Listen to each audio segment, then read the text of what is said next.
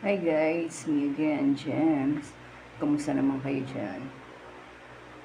Sana lahat okay kayo.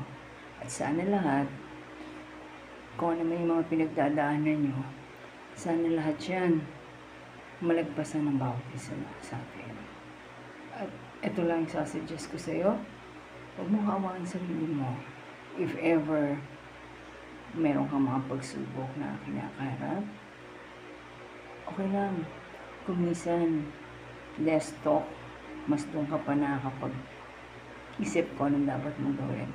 Kesa yung dahil sinasabi, kwento kay ganito, ganyan, wala rin naman silang maitutulong. So, ikaw mismo, sa sarili mo, dapat alam mo kung ano yung dapat mong gawin.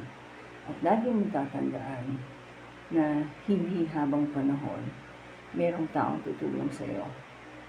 Okay? Lagi mong tatandaan na dapat matuto ka kahit ikaw lang mag-isa sa buhay mo, na kaya mo.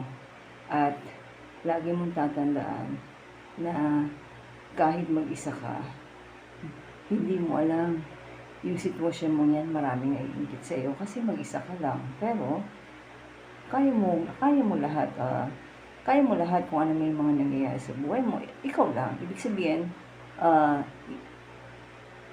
you should be responsible kung ano man yung nangyayari sa'yo na hindi ka umaasa sa ibang tao. Okay? At saka, lagi niyong tatandaan, magtitira kayo para sa sarili niyo. Hindi lang sa financially, emotionally, and mentally, and physically, magtira kayo. Kasi, minsan, isip tayo ng isip, paano sila mapapabuti o paano ka makakatulong sa ibang tao.